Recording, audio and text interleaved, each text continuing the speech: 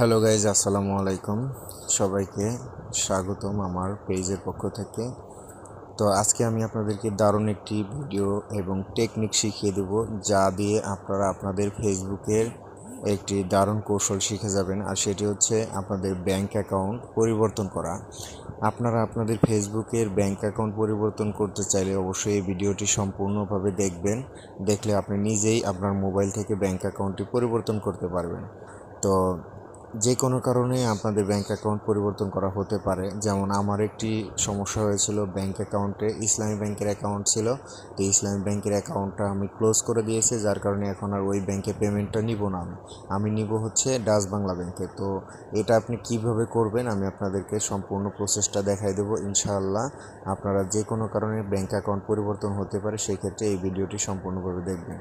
তো চলুন শুরু করা যাক আজকের ভিডিওর শুরুতে সবাইকে বলে নিচ্ছি, অবশ্যই সবাই ফলো করবেন, শেয়ার করবেন, লাইক করবেন এবং কমেন্ট করে জানাবেন ভিডিওটি ভালো লাগলো কিনা। তো চলুন শুরু করা যাক। প্রথমে আপনি আপনাদের আপনাদের ক্রোম ব্রাউজারের পেজে যাবেন। পেজে যাওয়ার পরে এখান থেকে আপনারা ফেসবুক সার্চ করবেন, ঠিক আছে? তো ফেসবুক সার্চ করার পরে দেখুন, অবশ্যই কিন্তু ডেস্কটপ মোড থাকতে হবে ফেসবুকের। আপনার ক্রোম ব্রাউজারে ডেস্কটপ মোড থাকতে হবে। ডেস্কটপ মোড থাকার পরে তখন এরকম আপনার ইন্টারফেস চলে আসবে। আসার পরে এখানে আপনারা ওই উপরে ক্লিক করবেন। ক্লিক করার পরে আপনারা যে পেজের এই অ্যাকাউন্টটা সেটিং করতে চাচ্ছেন, তো সেই পেজের হোমে যাবেন। যাওয়ার পর দেখুন এখানে একটা অপশন আছে, সেটা হচ্ছে এই মেটা বিজনেস সুইট নাম। এই বিজনেস সুইট এখানে আপনারা ক্লিক করবেন। ক্লিক করার পরে এখানে যখন আপনারা ক্লিক করবেন তখন আপনাদের নিয়ে যাবে একটা পেজে। এইরকম যদি আসে আপনাদের সামনে, তাহলে একটা ফেসবুকে আপনারা ক্লিক করে দিবেন, তাহলে আপনাদের নিয়ে যাবে নেক্সট পেজে। তো নেক্সট পেজে নেওয়ার পরে আপনারা এখানে আরেকটা জিনিস দেখতে পাবেন, সেটা হচ্ছে এই যে মনিটাইজেশন আপনারা এইখানে ক্লিক করবেন আবার, ঠিক আছে? তো এইখানে ক্লিক করলে আপনাদের নিয়ে যাবে পরবর্তী পেজে নেওয়ার পরে দেখুন এইখানে আরেকটা বাটন আপনারা পাবেন, সেটা হচ্ছে এই যে এইটা হচ্ছে আপনার ব্যাংক অ্যাকাউন্ট পরিবর্তনের পেজ ফাংশন। তো এখানে আপনারা ক্লিক করবেন। দেখুন আমি এখানে ক্লিক করে দিলাম।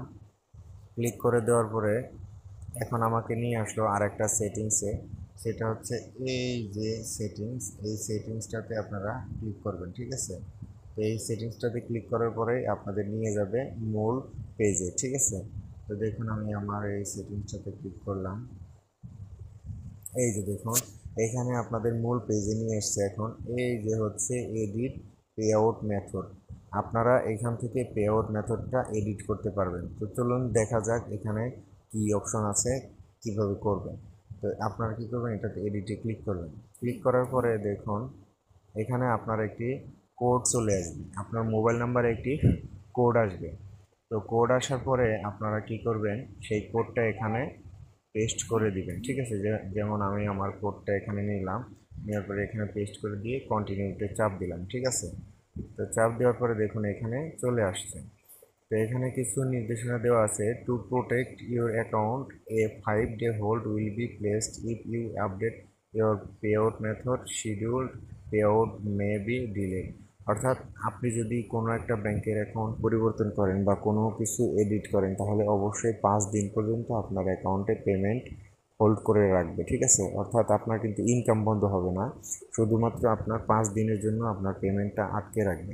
তো 5 দিন যদি আপনারা এই পেমেন্টটা মূলত ফেসবুক করে থাকে 21 থেকে 23 তারিখের ভিতরে। তো 21 থেকে 23 তারিখের 5 দিন আগে আপনারা এইটা এডিট করবেন, আর হচ্ছে ওইদিকে 23 তারিখের আবার পরে, তাহলে কিন্তু আপনারা এই পেমেন্ট পাওয়া নিয়ে সমস্যায় পড়বেন না, ঠিক আছে? তো আপনারা এরপরে কি করবেন, এই যে এখানে লেখা আছে ম্যানুয়ালি লিঙ্কড ব্যাংক অ্যাকাউন্ট, এখানে আপনারা ক্লিক করবেন। এখানে ক্লিক করার পরে দেখুন এখানে আপনাদের কান্ট্রি হচ্ছে বাংলাদেশ দেওয়া থাকবে। এখানে অ্যাকাউন্ট নাম, অর্থাৎ আপনারা যেই নামে অ্যাকাউন্টটা করা আছে, ঠিক আছে? যেই নামে ব্যাংক অ্যাকাউন্টটা আছে, তারপরে সেই ব্যাংকের সুইফট কোড এবং সেই ব্যাংকের অ্যাকাউন্ট নাম্বার, এটা দেওয়ার পরে আপনারা এখানে আপডেটে ক্লিক করে দিবেন।